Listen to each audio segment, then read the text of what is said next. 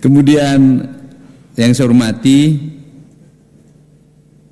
Sekretaris Daerah Provinsi Jawa Barat, para staf dan tenaga ahli menteri, saya ucapkan terima kasih. Ini ada Pak TB, kemudian ada Pak Irjen tadi, saya ucapkan terima kasih.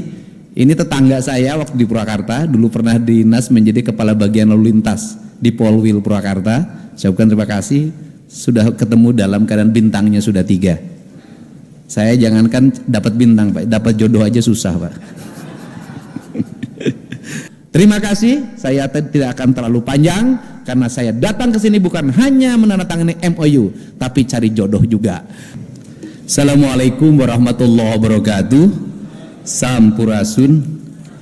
Yang saya hormati, saya muliakan dan saya banggakan Menteri Kelautan dan Perikanan Republik Indonesia yang dalam pandangan saya sebagai mantan Wakil Ketua Komisi 4 DPR RI sudah melakukan perubahan-perubahan yang cukup signifikan, membuat inovasi-inovasi dalam pengelolaan kelautan Indonesia, termasuk tidak menekankan budget pada hanya anggaran di kelautan yang relatif kecil.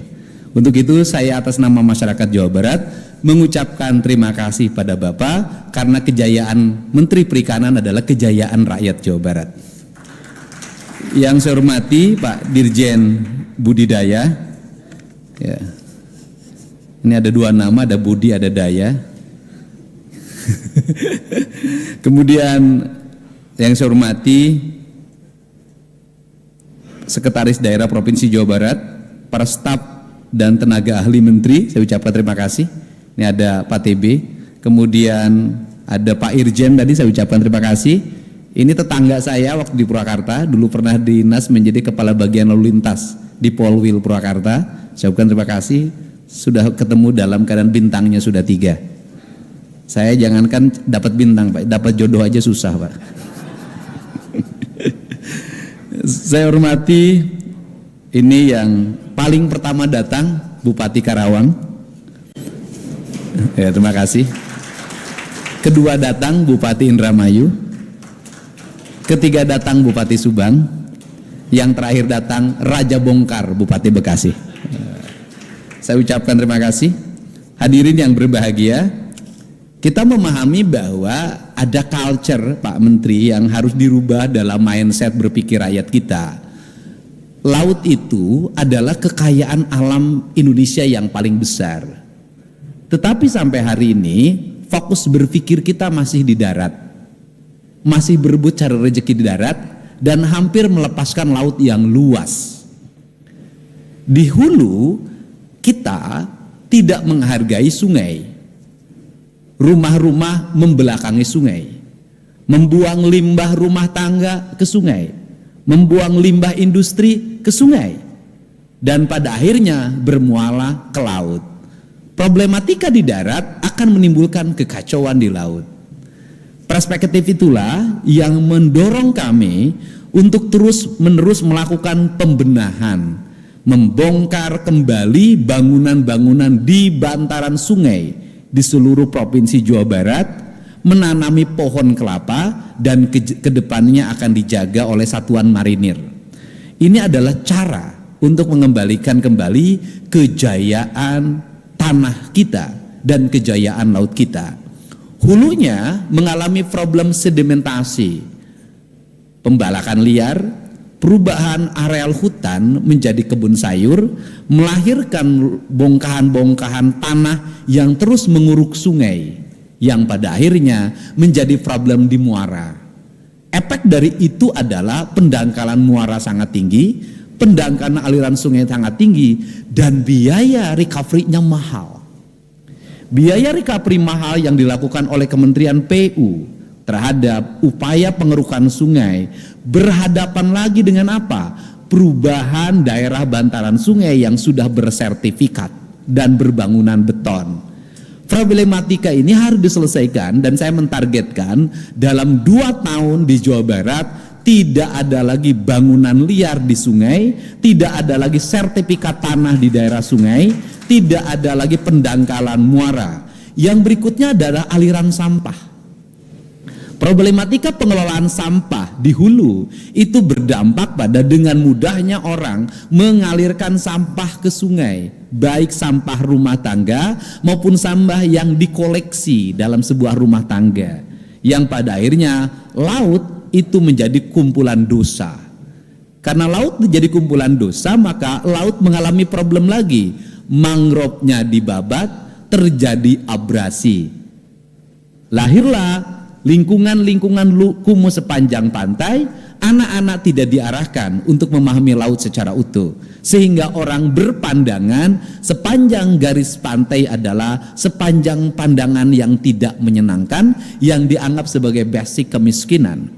Padahal dalam perspektif kemanusiaan, kebahagiaan itu selalu ingin didapatkan di dua tempat. Satu, kebahagiaan itu ingin didapatkan di pantai.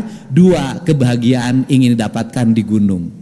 Di pantai orang ingin menikmati matahari terbit, di gunung orang ingin menikmati matahari tenggelam. Kedua-duanya itu terjadi dalam prinsip hidup kita, tetapi kita melupakan kedua tempat ini, dilakukan perusakan secara sistemik dan berorientasi hanya kepentingan ekonomi yang bersikap jangka pendek. Hari ini rakyat Jawa Barat, khususnya di Kabupaten Bekasi, di Kabupaten Karawang, di Kabupaten Subang, dan di Kabupaten Indramayu memiliki secercah harapan. Garis pantai yang selama ini abrasi, terutama di Pakis Jaya, nanti harus ada recovery dari Kementerian Kelautan, itu akan berubah menjadi areal budidaya. Budidaya itu bertujuan bukan hanya sekedar untuk mengembangkan ikan air tawar atau kemudian juga ikan tambak, tetapi yang lebih penting dari itu adalah membangun ekosistem pantai. Ekosistem pantai itu terdiri dari mangrove, kemudian muara pantai yang terurus, sistem budidaya yang memiliki basic ekologi, kemudian orang yang mengelolanya didasarkan pada kebutuhan akan pakan ternak yang memiliki efek lingkungan yang membangun ekosistem perairan, kemudian anak-anak muda yang dididik secara baik bagaimana mengembangkan budidaya yang berdasarkan hitungannya tadi hampir 120.000 tenaga kerja, ditunjang oleh sistem transportasi laut dan transportasi darat yang terkoneksi, jaringan informasi yang terkoneksi, sarana pendidikan yang saya tekankan tadi, sekolah-sekolah kelautan atau SMA yang memiliki kelas khusus kelautan yang harus dibangun di daerah-daerah pantai, rumah sakit nelayan, baik rumah sakit di pantai, di daratan, atau Pemda Provinsi Jawa Barat harus segera membeli kapal nelayan yang di dalamnya ada rumah sakit nelayan yang bisa bergerak melayani nelayan dari satu pesisir ke pesisir lain secara bergiliran. Setelah itu, Dinas Perhubungan membangun fasilitas jaringan landasan pesawat sepanjang 2 km jalan berbeton yang bisa digunakan oleh pesawat-pesawat kecil untuk mengontrol sampah, mengontrol jaringan aliran sungai, kemudian mengontrol masyarakat yang bisa digunakan sebagai ambulan udara. Perspektif itulah bagian dari komitmen kita bahwa Jawa Barat adalah daerah perairan. Daerah perairan yang subur disebutnya Cimahi, daerah perairan yang susah itu disebutnya Cisaat. Tepuk tangan ini kan itu. Nah, perspektif itulah yang sebenarnya, jadi kalau kita ngomong branding, jadi branding laut itu sudah diberikan oleh leluhur kita. Branding laut itu adalah Nyi Ratu Kidul sebagai lambang kecantikan, kegemulaian, kelembutan, kesakralan, dan keindahan. Nah, problematikanya adalah Susana malah membintangi film yang berjudul Nyi Blorong. Nah, itu problemnya sebenarnya. Nah, perspektif itulah yang harus didorong. Nah, sehingga dalam waktu tidak terlalu lama, saya yakin di era kepemimpinan Pak Prabowo Subianto dan di era kepemimpinan Bapak Menteri KKP, kita bisa melihat hamparan pantai dari Babelan, Pakis Jaya, sampai dengan Blanakan, sampai dengan Eretan adalah hamparan garis pantai yang indah dan mengalami pertumbuhan ekonomi yang memadai. Disinilah kita memulai. Hari ini kita memulai menandatangani, dan saya ucapkan terima kasih. Kami tidak mungkin meraih dana lebih dari 2 triliun untuk membangun wilayah itu. Ngumpulin pajaknya lama dan susah. Hari ini kemakmuran rakyat Jawa Barat terbantu dengan kebijakan Presiden Bapak Prabowo Subianto dan dilaksanakan secara teknis oleh Bapak Menteri yang langsung mendapat wahyu dari Allah Subhanahu wa taala. Ya gitu.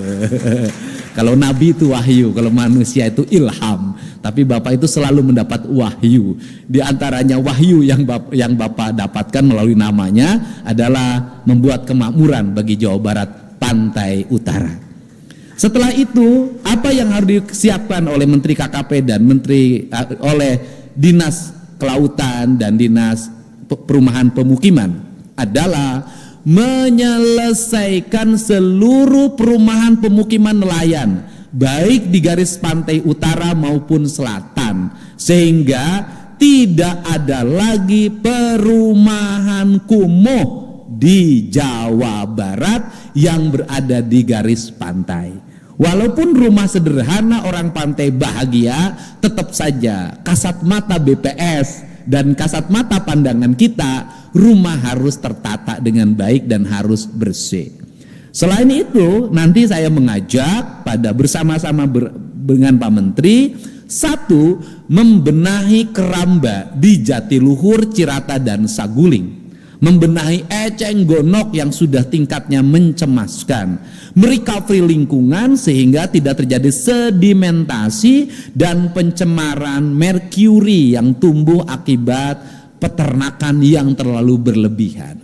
Yang kedua, merecovery daerah laut pantai Palabuhan Ratu agar yang di Palabuhan itu ratu bukan sengseong. Nah itu penting Pak, seng-seong udah ngerti orang Subang. Nah ratu sehingga menjadi tertata, dan saya meyakini kalau seluruh garis pantai Jawa Barat tertata, sungai-sungainya bersih, sedimentasinya terselesaikan, kemudian garis-garis sepadan sungainya berjejer nyiur, pantai-pantainya melambai nyiur, dan mangrove, saya yakin Gemah Ripah Repeh Rapi akan segera terwujud. Indonesia maju akan menjadi kenyataan. Untuk itu saya mengucapkan terima kasih. Mudah-mudahan MOU ini adalah jalan menuju Jawa Barat istimewa dan Indonesia maju. Terima kasih, saya tidak akan terlalu panjang karena saya datang ke sini bukan hanya menandatangani MOU, tapi cari jodoh juga. Terima kasih. Wallahu muwaffiq ila aqwamit thoriq. Assalamualaikum warahmatullahi wabarakatuh. Sampurasun.